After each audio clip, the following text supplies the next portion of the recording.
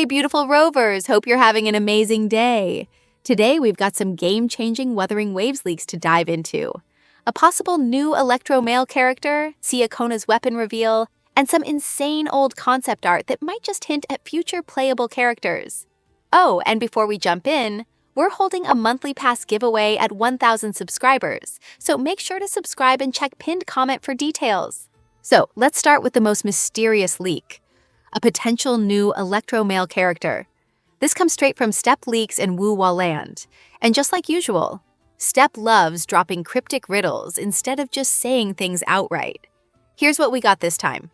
One yin, one yang. This is what is called the way. A purple glow rises from the east. Those things that have a clear value, either black or white. Okay, so what does that even mean? A lot of players believe this could be hinting at Geshu Lin, and honestly, it makes a ton of sense. He was deeply involved in the battle with Rovers, which took place in the eastern part of Ciaccona'S territory. That fight was covered in purple flames, which could explain the whole purple glow part of the riddle. And let's not forget, purple means Electro in WuWa. So if Geshu Lin really is the next 5-star Electro male, that would be absolutely insane. This is just speculation for now.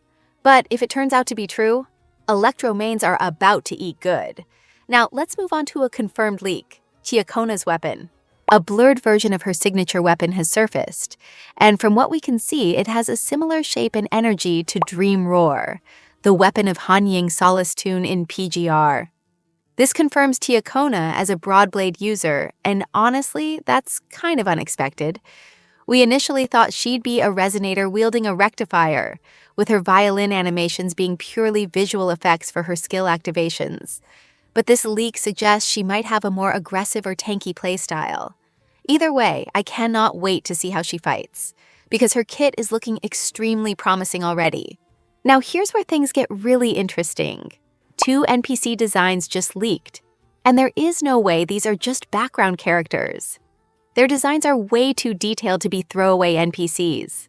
The first character wears a deep red hooded robe, giving off some mysterious cult leader vibes. The golden accessories and intricate design on the outfit make it look like they belong to some kind of elite organization.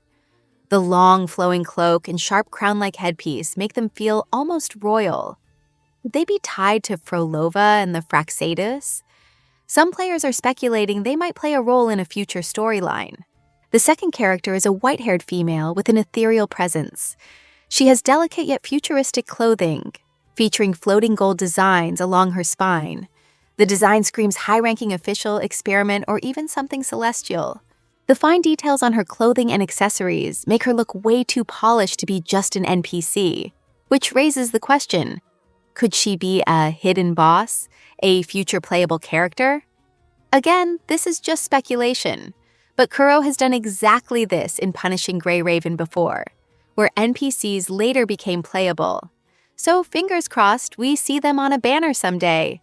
If you thought those were interesting, it doesn't stop there, because even more early concept designs have surfaced. First, we have a masked female character dressed in black and gold. She's got a pointed hat and an intricate staff, giving off serious mystical alchemist-like vibes. With flowing ribbons and mechanical details, she looks like a fusion between tech and magic, and I can't wait to see what role she plays. Then there's this blue-themed noble swordsman, and let me tell you, he is literally dripping with elegance. He's rocking a long, detailed cape, wielding a one-handed rapier, and carrying himself with pure confidence. Some players think he could be a powerful leader figure, or maybe even tied to Jian's story. Next up, we've got a sophisticated male character casually holding a glass of wine. But what really stands out?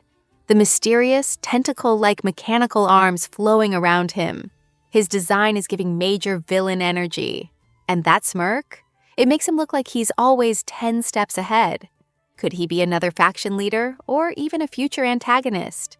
Now, this one is wild, a pink-haired maid with dragon-like features.